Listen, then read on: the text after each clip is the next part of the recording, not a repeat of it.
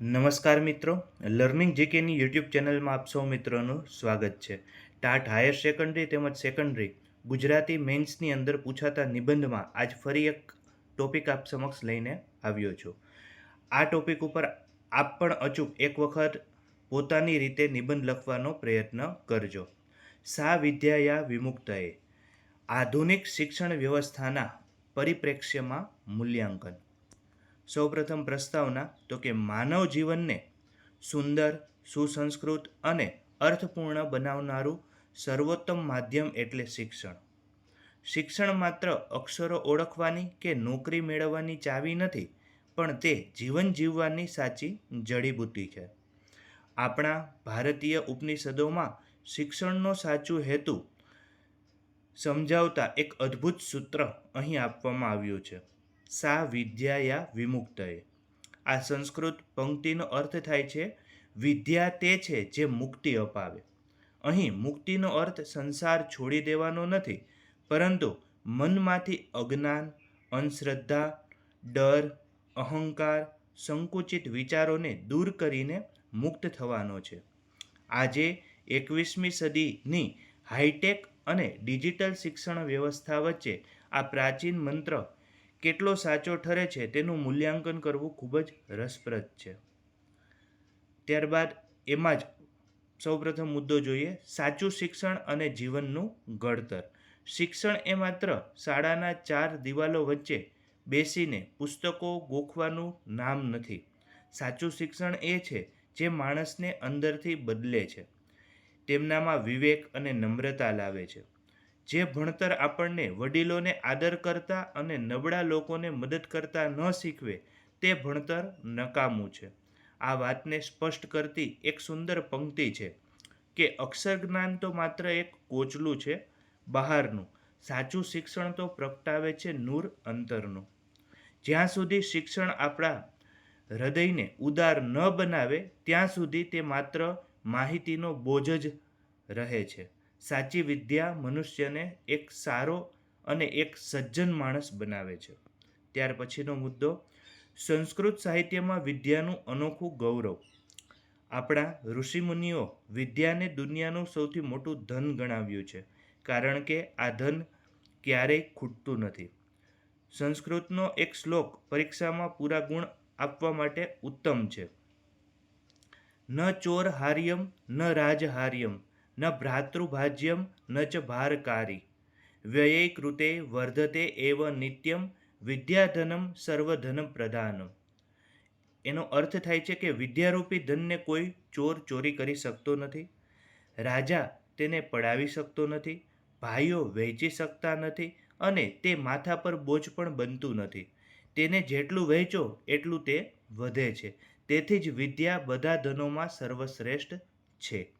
આ ઉપરાંત વિદ્યા માણસને નમ્ર બનાવે છે તે સમજાવતો એક બીજો શ્લોક પણ છે કે વિદ્યા દદાતિ વિનયમ વિનયાધ્યાતિ પાત્રતા પાત્રત્યા ધ્યન પ્રાપ્નોતિ ધનાર્ધર્મ તત સુખમ.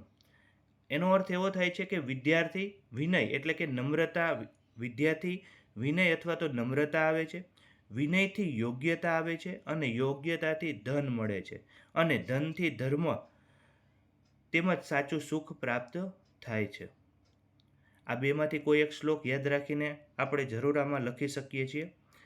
એ સિવાય એક નવો મુદ્દો, અત્યારના વર્તમાન પ્રવાહમાં, સાંપ્રત પ્રવાહમાં નવી શિક્ષણ નીતિ એનઈપી અને ડિજિટલ ક્રાંતિ. તો કે આજના વર્તમાન સમયની વાત કરીએ તો શિક્ષણમાં બહુ મોટો વૈચારિક અને ટેકનોલોજીકલ બદલાવ આવ્યો છે. નવી રાષ્ટ્રીય શિક્ષણ નીતિ એનઈપી એ વર્ષો જૂની ગોખણપટ્ટી આધારિત પદ્ધતિને બદલીને કૌશલ્ય, સ્કિલ બેઝડ અને માતૃભાષામાં શિક્ષણ પર ભાર મૂક્યો છે, જે ખરા અર્થમાં વિદ્યાર્થીને વૈચારિક બંધનોમાંથી મુક્ત કરે છે.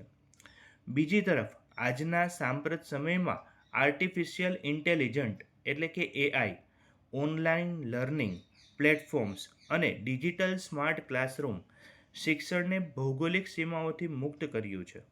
આજે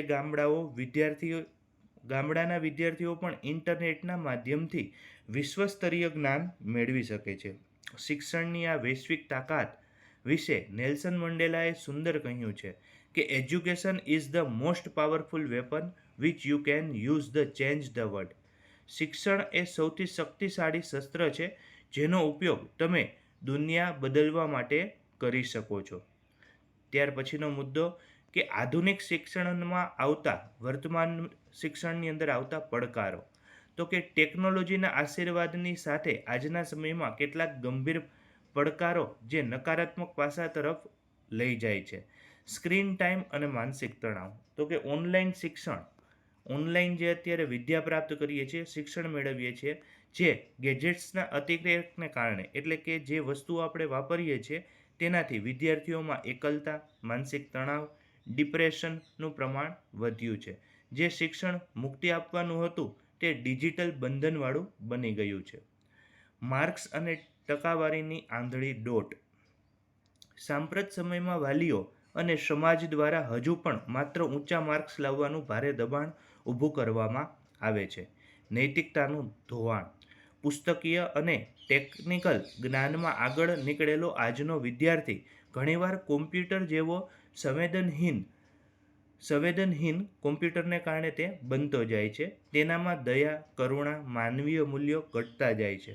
આ વર્તમાન પરિસ્થિતિ ઉપર અસર કરતી એક સુંદર પંક્તિ છે કે ભણી ગણીને ભીતે ચોંટાડી મોટી ડિગ્રીઓ, જો સંસ્કાર ન આવ્યા તો બધું જ નકામું થયું. ત્યારબાદ સમયની માંગ. તો કે સંસ્કાર અને વિજ્ઞાનનો સમન્વય. બોર્ડની પરીક્ષામાં ઉત્કૃષ્ટ ગુણ મેળવવા માટે આપણે એ સમજવું પડશે કે વર્તમાન યુગમાં આપણને આધુનિક ટેકનોલોજી અને વિજ્ઞાનની જેટલી જરૂર છે એટલી જ જરૂર આપણા પ્રાચીન સંસ્કારોની પણ છે. સ્વામી વિવેકાનંદે કહ્યું હતું કે શિક્ષણ એવું હોવું જોઈએ જે માણસનું ચારિત્ર બનાવે છે. આપણી સાંપ્રત પેઢી માટે આ પંક્તિ એકદમ સચોટ બેસે છે. હાથમાં પુસ્તક આધુનિક વિજ્ઞાનનું ભલે હોય પણ હૃદયમાં ધબકારો સદાય સંસ્કારોનો હોય છે. મહાત્મા ગાંધીજીએ પણ માથું, હૃદય અને હાથ, એટલે કે 3H, head, heart and hand, ત્રણેય સંતુલિત વિકાસને જ સાચું શિક્ષણ ગણાવ્યું હતું, જે આજના યુગમાં એટલું જ પ્રાસંગિક છે. ત્યારબાદ અંતમાં, સા વિદ્યાયા વિમુક્તએ માત્ર દિવાલ પર લખવાનું સૂત્ર નથી પણ જીવનમાં ઉતારવાનો મંત્ર છે.